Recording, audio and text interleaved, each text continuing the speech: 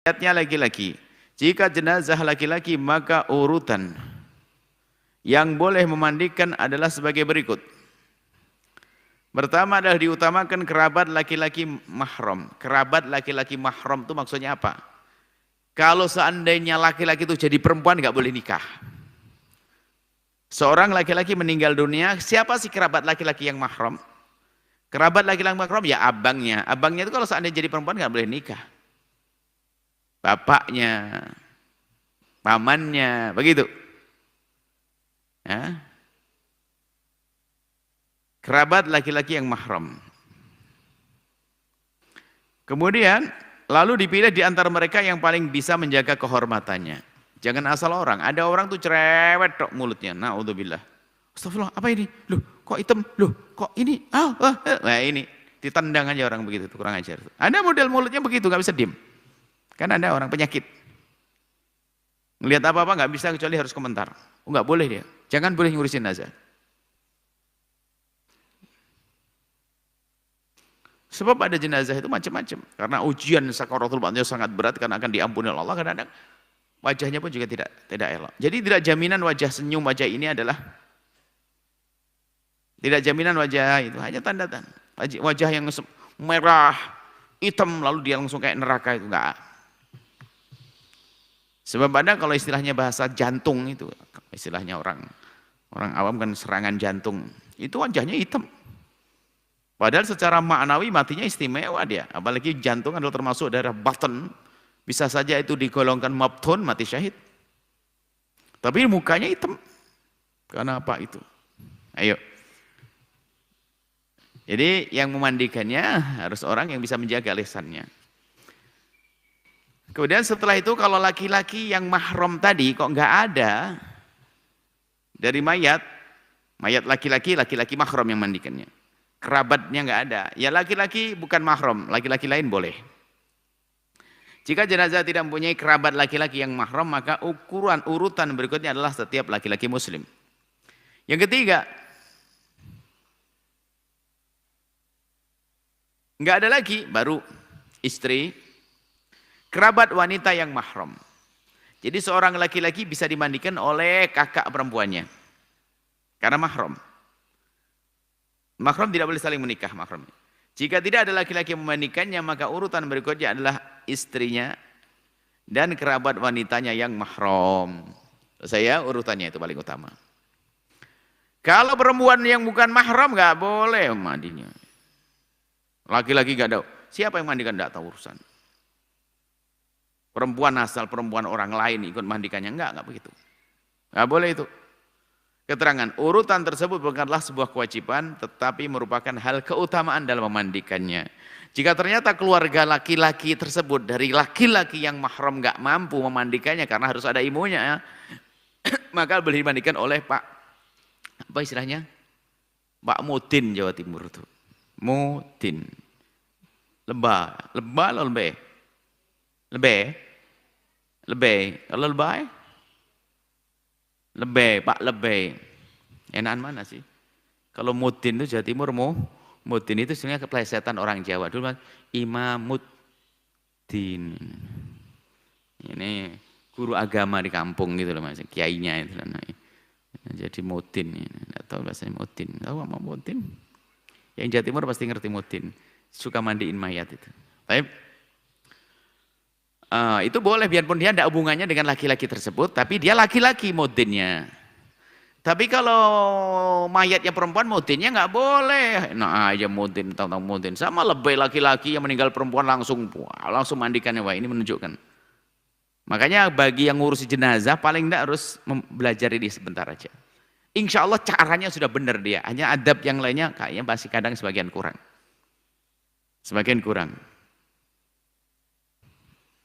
Bahkan suatu ketika ada dari beberapa orang yang lihat seorang ibu memandikan kuasar. Jadi kayak orang dimandikan itu kayak daging mau dimasak. Semprot pakai keran keras sampai hidungnya itu, namanya orang meninggal kan jadi lemas, hidungnya semprot kayak aduh innalillah itu. Kok enggak menghargai betul itu? Harus diperlakukan dengan lembut. Udah gosok pakai kayak mau kayak nyuci baju.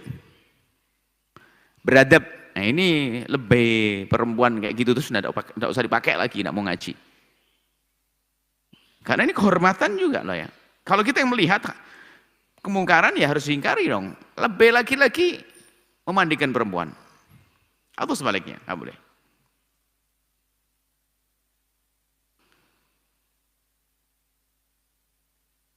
Nah, jika tidak ada laki-laki yang memandikannya dan juga tidak ada wanita yang mahram, tidak ada laki-laki. Kalau laki kan bebas karena mayatnya laki-laki.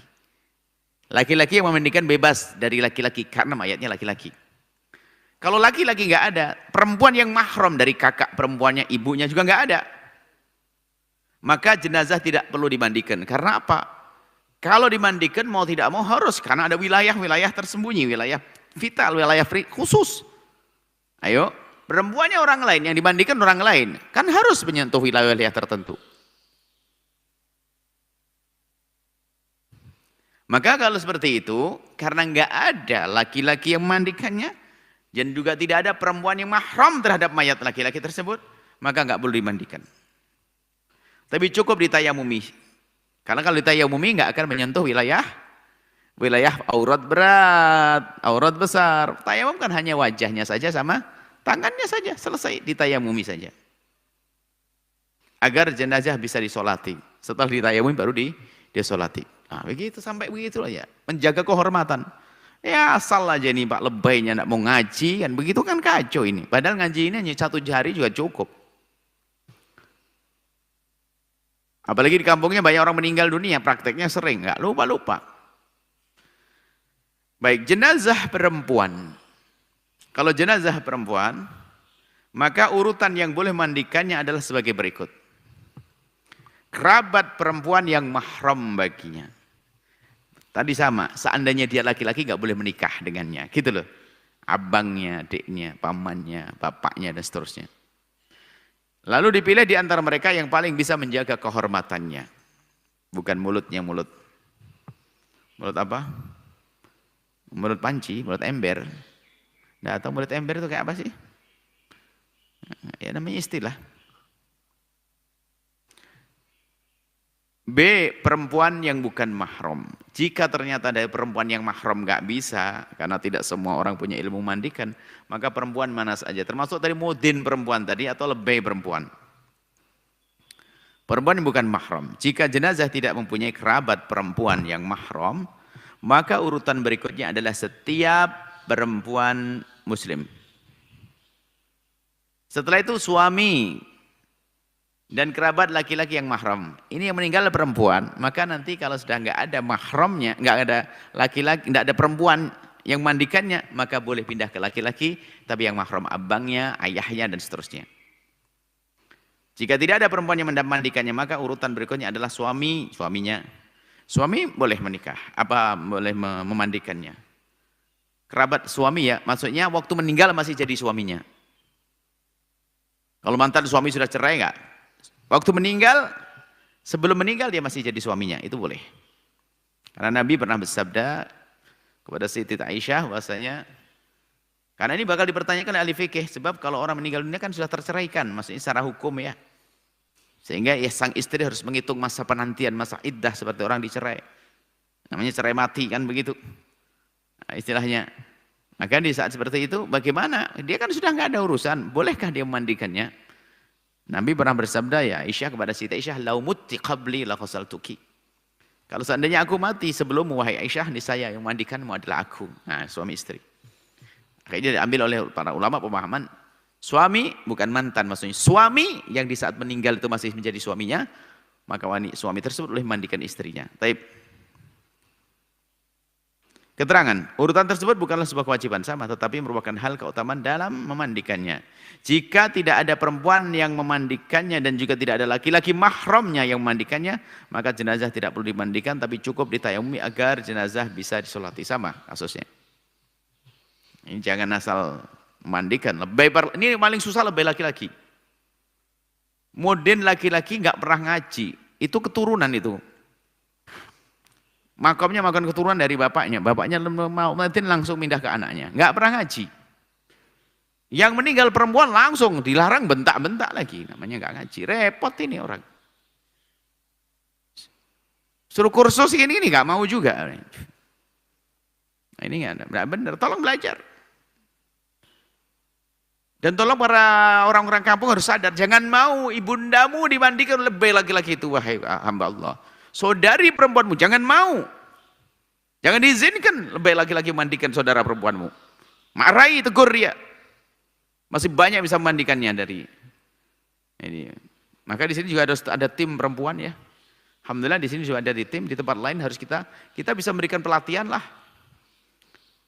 Pelatihan setiap daerah harus pelatihan, tidak harus Modin, tidak harus lebihnya. Mungkin lebih dan Modin hanya koordinator saja karena mungkin mayatnya banyak. Baik, catatan. Ini penting sekali. Jika yang memandikan adalah laki-laki dan perempuan yang mahram kepada mayat, maka diusahakan di antara mereka yang memandikan harus sama-sama mahram. Jadi gini, seorang kakek meninggal dunia, siapa yang boleh memandikannya? Kalau yang memandikan adalah perempuan harus mahram, maka cucunya kan boleh, cucunya memandikan, mahram kan. Cucu perempuan boleh mandikan, kakek laki-laki. Cuman kakek ini kan juga punya cucu laki-laki. Baik. Maka cucu laki-laki dengan cucu perempuan ini beda bapak, beda ibu. Namanya ini bukan mahram. Jadi yang jarang diperhatikan. Sama-sama cucu.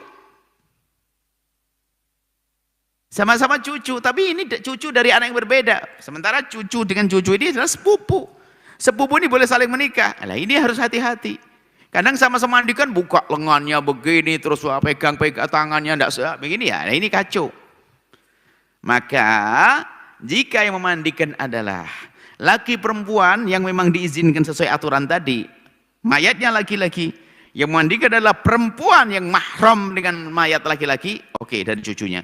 Tapi ada cucu lain lagi, tapi yang bukan mahram maka harus waspada. Harus menjaga aurat dan seterusnya. Yang memandikannya harus menjaga aurat. Maka tapi kalau perempuan semua tambah enak sudah, tidak usah ada laki-lakinya. Ini peringatan sebab suatu ketika kita melihat sepupu dengan sepupu sama ngeriung begitu mandikannya cucu-cucu. Bahasanya ya sayang, tapi kacau malah maksiat di situ. Karena mau nggak mau buka lengannya, kemudian macam-macam. Bahkan ada yang mungkin karena tempatnya tertutup, buka kerudung dan sebagainya. Mau tidak mau mungkin bersentuhan tangannya dan sebagainya. Nah ini yang perlu diperhatikan di sini. Yang kedua, jika yang mandikan adalah laki-laki dan perempuan yang mahram kepada mayat, akan tapi di antara mereka ada yang bukan mahram, maka setiap dari mereka harus waspada agar tidak sampai buka aurat. Jangan sampai buka aurat. Misalnya ada seorang kakek meninggal dunia, lalu jenazahnya dimandikan oleh para cucunya yang merupakan mahramnya sang mayat. Namun di antara para cucu tersebut ada yang bukan mahram, seperti antara saudara sepupu. Maka hal yang demikian itu tidak diperkenankan jika menyebabkan saling bersentuhan dan tersingkapnya aurat. 3, catatan ketiga. Suami dan istri yang boleh memandikan pasangannya yang meninggal dunia